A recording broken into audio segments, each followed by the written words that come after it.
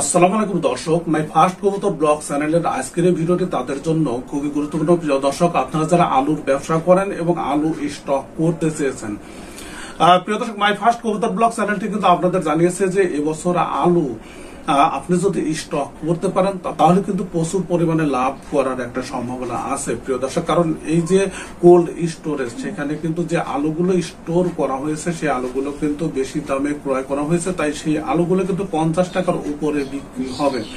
তাই আপনি যদি আলু ক্রয় করতে পারেন তাহলে লাভ করতে পারবেন। প্রিয় দর্শক, সেই সাথে জানিয়ে দিচ্ছি যে ভারত থেকে কি পরিমাণ আলু বর্তমানে বাংলাদেশে আমদানি করা হচ্ছে।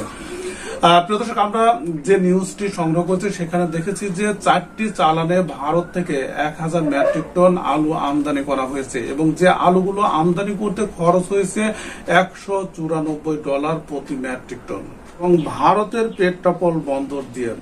প্রিয় দর্শক, এই আলু আমদানি করেছেন যে প্রতিষ্ঠান, সেটি হলো, প্রিয় দর্শক, এখন জানিয়ে দিচ্ছি যে কত তারিখে কত মেট্রিক টন আলু বাংলাদেশে আমদানি করা হয়েছে।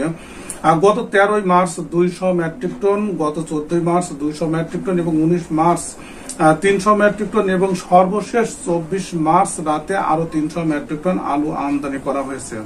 এবং এই আলু আমদানিকারক প্রতিষ্ঠান হলো ইন্টিগ্রেটেড ফুড অ্যান্ড বেভারেজ।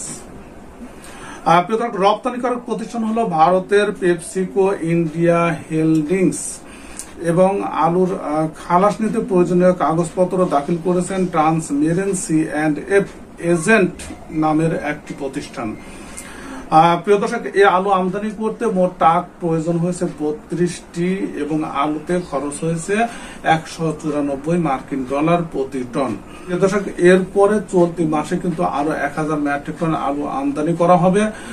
প্রিয় দর্শক, সঙ্গে থাকুন মাই ফার্স্ট কবুতর ব্লগ চ্যানেলের। তাহলে প্রত্যেকদিন এই বিভিন্ন ধরনের কৃষি পণ্যের আমদানি রপ্তানি সম্পর্কিত এবং বাজার দর সম্পর্কিত আপডেট আপনি জানতে পারবেন। ভিডিওটি দেখার জন্য আপনাদের সবাইকে ধন্যবাদ।